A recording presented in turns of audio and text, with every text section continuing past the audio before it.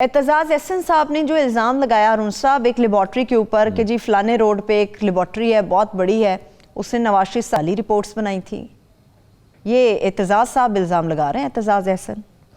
جعلی رپورٹ ہے، جعلی رپورٹ بنا سکتی ہے کوئی آنریبل ادارہ، وہ اس کا نام لے سکتے ہیں آپ، چغتائی لیبارٹریز۔ دیکھیے 3 ادارے ہیں، چھوٹے ادارے بھی بہت اچھے بہت سارے ہیں۔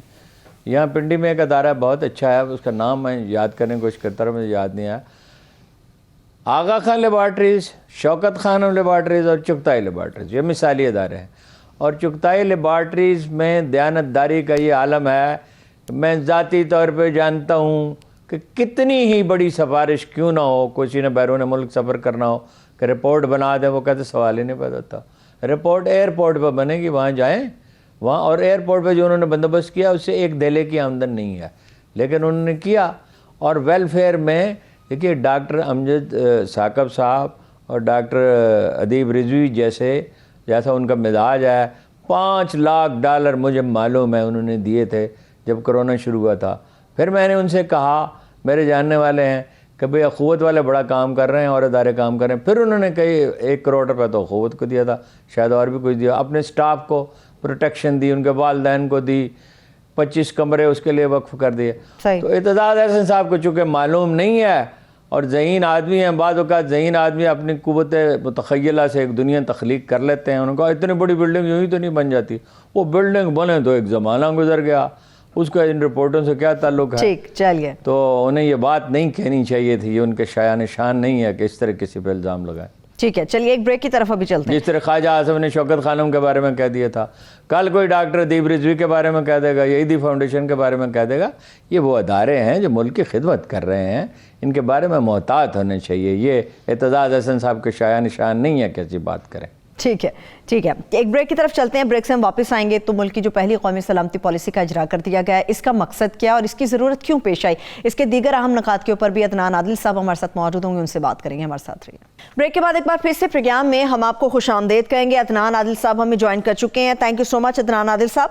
عدنان عادل صاحب مجھے یہ بتائے گا کہ وزیر اعظم پاکستان عمران خان صاحب نے پاکستان کی پہلی قومی سلامتی پالیسی کا اجرا تو کر دیا ہے، مگر اس کی ضرورت کیوں پڑی، ضرورت کیا تھی جو اس کا اجرا کیا گیا اور اس کا مقصد کیا ہے؟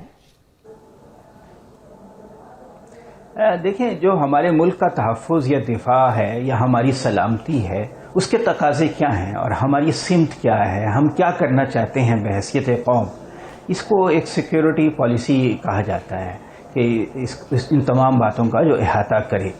ویسے تو تمام ٹیلی ویژن چینلز پر اخبارات میں بحث ہوتی رہتی ہے کہ ہمارے قومی مسائل یہ ہیں۔ آپ بھی ابھی تھوڑی دیر پہلے ہارون صاحب سے بات چیت کر رہی تھی تو تقریباً انہی باتوں کے اوپر آپ لوگوں کی بات چیت چل رہی تھی، انہی پہلوؤں کو آپ لوگ ان کا احاطہ کر رہے تھے۔ لیکن یہ کہ سرکاری سطح پہ اس کو ایک جامع اور مربوط انداز میں دستاویزی شکل دی جائے اور بتایا حکومت اون کرے، یہ کبھی نہیں ہوا۔ تو اب حکومت نے ایک ڈاکیومنٹ بنایا ہے، ایک دستاویز بنائی ہے جس میں بتایا ہے کہ پاکستان کی سلامتی اور تحفظ کے یہ تقاضے ہیں، یہ ہمارے رہنما اصول ہیں جن کی روشنی میں ہم اپنے ملک کا، اپنی عوام کا، اپنی قوم کا تحفظ کریں گے، اور یہ چیزیں جو ہیں ان کی سلامتی کے لیے ضروری ہیں۔ تو اس لیے اس ڈاکیومنٹ کی ضرورت تھی، اور دنیا بدل رہی ہے، آپ کو پتہ ہے نئی دنیا کے نئے تقاضے ہیں، ڈیجیٹل دنیا ہو گئی ہے، 5th انڈسٹریل ریولوشن آ گیا ہے۔ تو ان سب باتوں کو پیش نظر اس ڈاکیومنٹ کی ضرورت تھی، اور یہ اب اس کو ایک مربوط انداز میں پیش کر دیا گیا ہے۔ اب اس میں دیکھیے ایک اہم بات یہ ہے کہ فوج تو ہمارے ملک کا دفاع کرتی ہے، آپ کو اس میں بری فوج بھی ہے، فضائیہ بھی ہے، بحریہ بھی ہے، ہم جدید طیارے خرید رہے ہیں، J-10 ہیں، ہم نئے آبدوزے خرید رہے ہیں، بری فوج کے پاس نئے ٹینک آ رہے ہیں، اسلحہ آ رہا ہے۔ لیکن کیا یہ صرف یہ سب چیزیں ہی کافی ہیں ہماری سلامتی کے لیے؟ اب سوویت یونین اتنی بڑی طاقت تھا، دنیا کی سپر پاور تھا، لیکن وہ ٹوٹ پھوٹ کا شکار ہو گیا کیونکہ ان کی معیشت کولیپس کر گئی تھی۔ تو کہیں ہم اس سمت میں نہ چل پڑے۔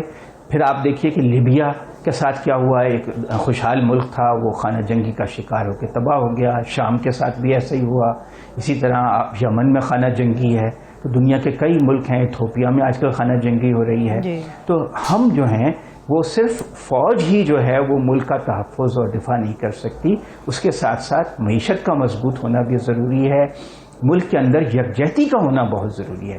آپ دیکھیے کہ 1965 میں جنگ ہوئی تو ہم بہت چھوٹے تھے, بہت پسماندہ تھے, انڈیا بہت بڑا دشمن تھا, لیکن ہماری قوم یکجا تھی, ایک قوم تھی, اس نے اس کو شکست دے کر اپنا دفاع کر لیا کیونکہ یکجہتی تھی. 1971 میں یکجہتی نہیں تھی تو ہمیں صدمہ اٹھانا پڑا اور ایک ملک کا ایک حصہ ہم سے الگ ہو گیا. تو اس کا مطلب ہے کہ ہماری تاریخ میں بھی سبق پوشیدہ ہے کہ ملک کی جو عوام ہے اس کی یکجہتی ہونا بہت ضروری ہے ملک کے دفاع اور سلامتی کے لیے. تو اس ڈاکیومنٹ میں اس پہلو پہ بھی بات کی گئی ہے کہ یکجہتی کیسے پیدا کی جائے اور معاشی سیکیورٹی کو کیسے ممکن بنایا جائے. ایک بڑا اعتراض, بالکل, ایک عدنان عادل صاحب, ایک بڑا اعتراض آتا ہے ہمیشہ اس وقت جو حالیہ ہماری سچویشن ہے سیاست کو لے کر, جو صورتحال ہے اس میں اعتراض ہمیشہ اپوزیشن کرتی ہے, اپوز کرتی ہے حکومت کے فیصلوں کو, حکومت کے معاملات کو. اس ڈاکیومنٹ کے لیے, اس کی ترتیب کے لیے کیا اپوزیشن کو اعتماد میں لیا گیا یا لیا جانا ضروری تھا یا نہیں لیا گیا؟ دیکھیے, اس ڈاکیومنٹ کی تیاری کے لیے کہہ رہے ہیں کہ 7 سال سے کام جاری تھا. 600 سے زیادہ میٹنگز کی گئیں دانشوروں, اساتذہ اور ملک کے جو ایسے طبقات ہیں جو کنسرن سٹیزنز ہیں. اپوزیشن کی جہاں تک بات ہے, انہوں نے کہا کہ ہم قومی اسمبلی کی کمیٹی میں پریزنٹیشن کرتے ہیں, تو اپوزیشن نے وہ پریزنٹیشن لینے سے انکار کر دیا. یہ محیط یوسف صاحب کا دعویٰ ہے. سینٹ میں البتہ انہوں نے پریزنٹیشن کی اور وہ کہتے ہیں کہ وہاں پہ اسے سراہا گیا. اب بھی یہ تو بات صحیح ہے کہ اپوزیشن اس میں شریک نہیں ہوئی, لیکن اب ڈاکیومنٹ آ گیا ہے, یہ کوئی فائنل چیز تو نہیں ہوتی. اپوزیشن اس پہ اپنا انپٹ دے, اس پہ ڈیبیٹ کرے, قومی اسمبلی میں کرے, باہر کرے, کوئی ریٹن فارم میں ایک ڈاکیومنٹ لے کر آئے تو اس میں مزید تبدیلیاں ترامیم ہو سکتی ہیں اور اس کو بہتر بنایا جا سکتا ہے. اچھا, بالکل 30 سیکنڈ ہے عدنان عادل صاحب, بالکل جلدی سے مجھے بتائیے گا, کیا اس کے اوپر عمل بھی ہو سکا؟ آ تو گئی, عمل ہو پائے گا اس کے اوپر؟ ہاں, یہ مجھے بھی شک ہے کہ پتہ نہیں عمل ہو سکے گا کہ نہیں, کیونکہ یہ سب وہ باتیں جو ہم پہلے سے جانتے ہیں کہ مثلا یہ کہ معیشت کو مضبوط بنایا جائے, برآمدات کو بڑھایا جائے, تعلیم کو فروغ دیا جائے اور عورتوں کے حقوق کو فروغ دیا جائے اور آبادی کو کنٹرول کیا جائے, ماحولیات کے مسائل کو حل کیا جائے, لیکن اس پہ عمل درآمد ٹھیک طرح سے ابھی امید یہی کرتے ہیں کہ انشاءاللہ تعالیٰ یہ ڈاکیومنٹ تو سامنے آ گیا. بجٹ فائنلی پاس ہو گیا اور منظور ہو گیا. اپوزیشن کو ایک بہت بڑا دھچکا لگا, مگر اس کے باوجود موجودہ حکومت کو گھر بھیجنے کے لیے مختلف پینترے بھی اپنا رہی ہے. کبھی لانگ مارچ کے حوالے سے بات کرتی ہے اپوزیشن, کبھی تحریک عدم اعتماد کی بات کرتی ہے, اور کبھی تو کپتان کے کھلاڑیوں کے اپنے ساتھ مل جانے کے حوالے سے بہت باتیں کر رہی ہے. سوال یہ ہے کہ یہ ایک اعصاب شکن جنگ ہے, اس کا فاتح کون رہے گا؟ یہ ہارون صاحب سے ہم تجزیہ لیں گے. اس کے ساتھ ساتھ ملک کی پہلی قومی سلامتی پالیسی کا اجرا کر دیا گیا ہے, اس کا مقصد کیا ہے اور کیا اس پالیسی پر عمل بھی ہو سکے گا, یہ بھی آپ کے ساتھ شیئر کریں گے. کوشش کریں گے کہ ملک کے اندر یوریا کھاد کے بحران کے حوالے سے اور کورونا کی جو 5ویں لہر ہے وہ کتنی خطرناک ہو سکتی ہے, اس کے اوپر بھی بات کر سکیں. سب سے پہلے ہارون صاحب, منی بجٹ آپ تو پہلے ہی کہہ چکے تھے کہ ہو جائے گا, مگر اپوزیشن کے اندر اتنا دم کیا ابھی بھی موجود ہے, یا کس بھروسے پر یہ بات کر رہی تھی کہ منی بجٹ کو منظور نہیں ہونے دیا جائے گا؟ وہ جو محترمہ مریم نواز نے کہا نا کہ ہر طریقہ استعمال کیا جائے گا, وہ طریقہ یہ تھا کہ اسٹیبلشمنٹ سے درخواست کی جائے گی اور وہ اپنا کو حلیفوں سے کہیں گے, پی ٹی آئی کے حلیفوں سے, اور 20 25 30 آدمی ان کے توڑیں گے پی ٹی آئی کے, اور اس کے نتیجے میں ہو جائے گا.